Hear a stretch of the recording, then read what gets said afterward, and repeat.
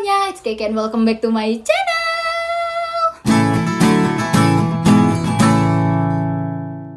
Ngomong-ngomong soal resolusi tahun baru, kalian tahu nggak sih sebenarnya setelah 30 hari membuat resolusi, cuman 25% dari orang-orang itu yang stay committed, tetap komitmen untuk menjalankan apa yang dia tulis. Dan parahnya, cuman 8% dari orang-orang itu yang akhirnya bisa beneran mencapai resolusi yang udah dia buat. Gila gak sih? Kalian pasti nonton video ini gak mau kan jadi part of that statistic. Pasti kalian pengen berhasil di akhir tahun. Makanya di tahun 2021 ini saran aku kalian bikinnya jangan resolusi lagi, tapi kalian bikinnya goals. Nah, kenapa goals? Ada dua alasan. Yang pertama, goals lebih actionable, di mana resolusi itu lebih final result.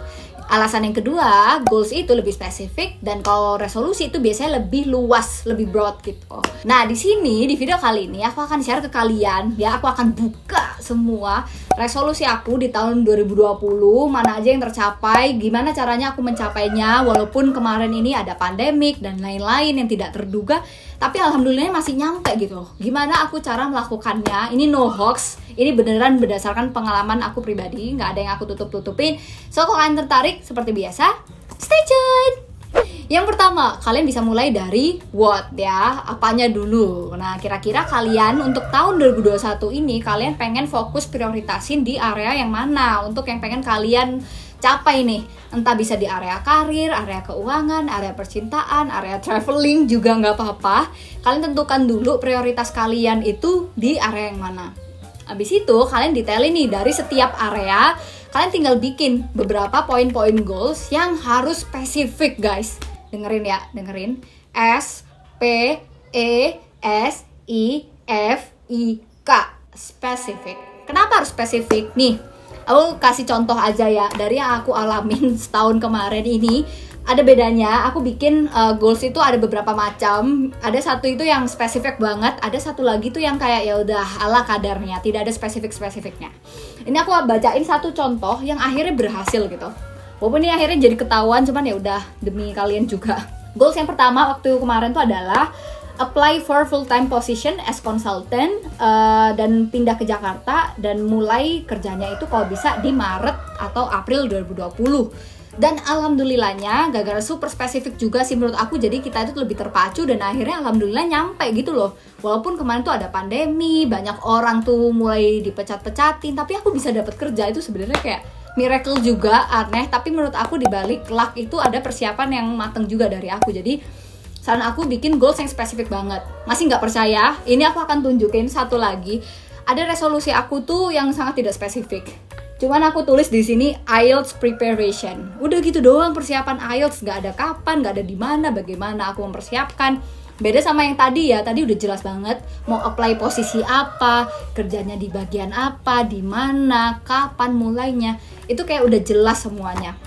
Dan ya seperti yang kalian tebak, IELTS preparation ini akhirnya tunda-tunda, akhirnya tidak tercapai, tidak pernah aku mulai si IELTS preparation ini. Ya karena pertama nggak ada urgency gitu loh, nggak ada sense of aku harus melakukannya segera mungkin. Tidak ada seperti itu, nggak jelas. Jadinya malahan ketika kalian nih menunda-nunda apa yang udah kalian rencanakan di awal tahun, kalian akan lost trust on yourself. Ini kejadian di aku sih dalam hal persiapan S2 ini, karena benar-benar ketunda-tunda terus. Akhirnya kayak aku udah kayak nggak percaya lah, pasti ntar ditunda lagi deh sama Keke.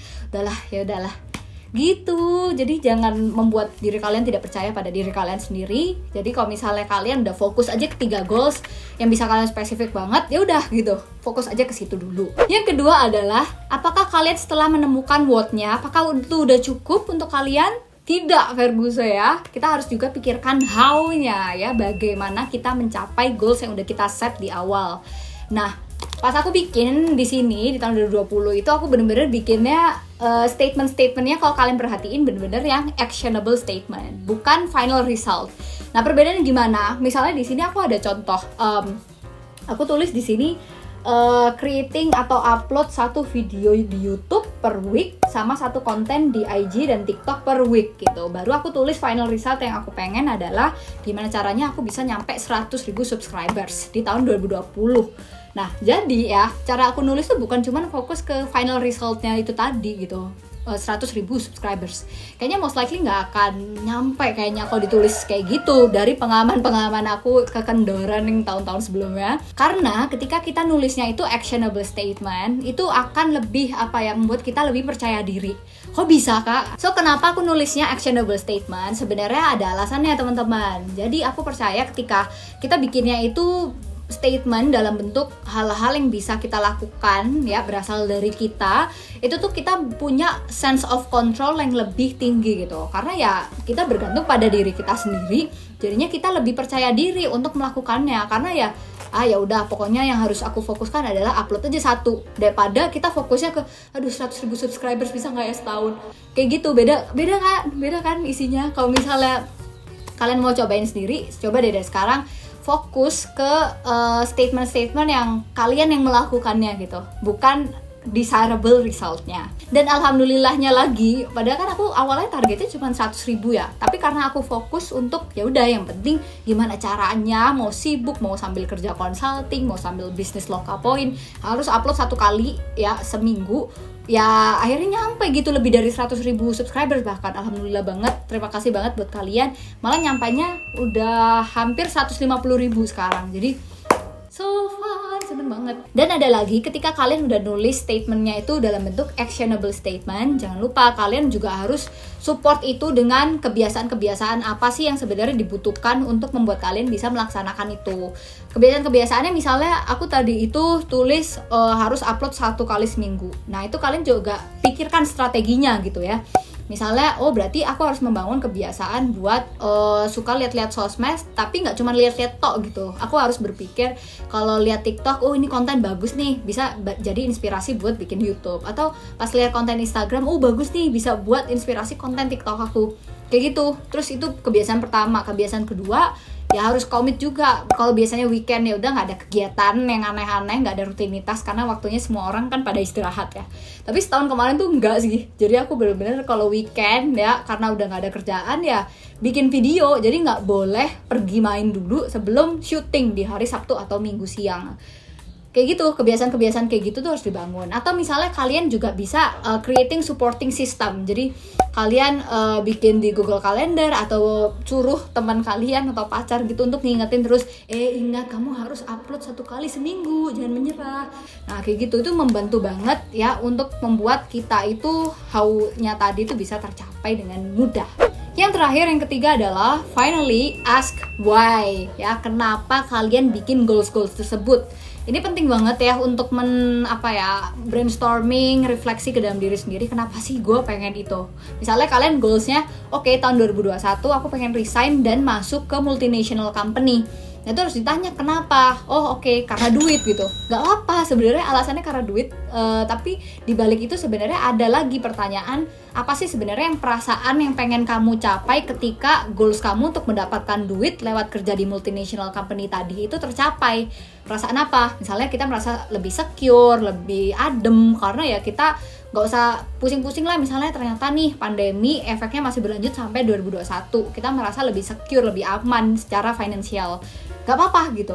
Cuman itu malah yang memotivasi aku banget sih untuk memikirkan kira-kira after feeling apa sih yang aku pengen dapatkan gitu. Nah setelah kalian gali ke dalam diri kalian sendiri, why-nya apa, kalian udah mulai nih coba prioritaskan goals kalian. Harus banget ada prioritas, karena ketika nanti waktu kalian terbatas atau bahkan waktu kalian harus bentrokan, itu kalian tahu harus pilih yang mana dulu. Saran aku ya sebagai anak muda, kita tuh mending prioritaskan sesuatu yang paling serem, kalian rasa goalsnya tuh paling gede, paling gak mungkin. Itu prioritasin dulu. Kenapa? Karena menurut aku kan emang resolusi atau goals tahunan itu kita bikin untuk membuat diri kita jauh lebih baik di akhir tahun nanti kan. Jadi ya pilih sesuatu yang paling menyeramkan buat kamu, biar kamu tuh perjuangannya lebih keras gitu loh untuk bisa nyampe itu. Ya misalnya contohnya kemarin tuh yang menurut aku serem ya, bayangin ya, aku tuh gak ada relevant experience banget di consulting sebelumnya, umur udah 25. Terus habis itu harus pindah ke Jakarta, yang awalnya udah masih nyaman-nyaman aja sebenarnya di Bandung gitu. Tapi aku kayak nge-push gimana caranya aku bisa mencapai goals yang terseram itu menurut aku, dengan segala gosip-gosip di balik consulting yang katanya sibuk banget, gak ada work-life balance, gak akan bisa ngurusin YouTube dan lain-lain. Tapi aku alhamdulillah bisa gitu, walaupun di sekarang resign sih gue guys akhirnya, dan lebih fokus ke bisnis. nggak apa-apa. Ini juga yang aku pengen sampein, bahwa kalau misalnya nih kalian udah bikin goals ya, actionable dan lain-lain nanti buat 2021, tapi kalau di tengah jalan ternyata kalian harus merubah goals itu, sangat-sangat nggak apa-apa. Kayak aku tadi, ya aku nggak ada sih goals bakal resign di akhir tahun gitu. Cuman karena aku melihat peluang di tempat lain, terus habis itu aku merasa ya udah kayaknya udah cukup nih consulting, misalnya capek gitu, ya nggak apa-apa, udah resign aja gitu. Nah kalian juga kayak gitu, misalnya ternyata kepentok kondisi ekonomi, atau ada ternyata orang tua yang sakit, atau misalnya ya ternyata nggak tau lah, ada hal-hal yang tidak terduga, terus kalian harus merubah goals, tidak apa-apa. Nih aku kasih contoh satu kali lagi nih. Misalnya aku bikin goals itu untuk bisnis aku pas di 2020 kemarin ini adalah mengembangkan Lokapoin dan mendapatkan extra funding. Juga aku bisa establish satu bisnis baru lagi di pertengahan tahun 2020. Dan akhirnya ternyata nggak nyampe karena ternyata ada pandemi gitu. Kaget juga kan, tapi nggak apa-apa. Akhirnya kayak kita merubah yang tadinya goalsnya itu adalah mendapatkan funding, tapi karena di cancel gara-gara pandemik, nggak ada dana, jadi kita itu lebih fokusnya oke, bikin bisnis baru gitu, yang sekarang ya bakal aku launching guys, doain untuk di tahun 2021. Jadi ya ini bukan sesuatu yang saklek sih, malah kalau misalnya kalian sering cek ya tiap bulan kalian review, itu malah jauh lebih bagus. Oke, video kali ini pendek aja, sekian dulu. Kira-kira kalian di 2021 ada goals apa? Ya, boleh share di bawah. Apa? Kalau aku rahasia dong, rahasia. Kayak pas aku bikin video di tahun 2019 pakai jaket yang sama, outfit yang totally sama. Aku pernah bikin video yang untuk tahun 2020. Di situ aku juga nggak nyampein sih sebenarnya goalsnya apa. Jadi nanti kita ketemu lagi di akhir tahun 2021, gengs. Aku akan kasih tahu goalsku apa aja. Oke? So, terima kasih semuanya yang udah nonton. Semoga video ini bermanfaat. Selamat tahun baru dan sampai ketemu di video selanjutnya. Bye.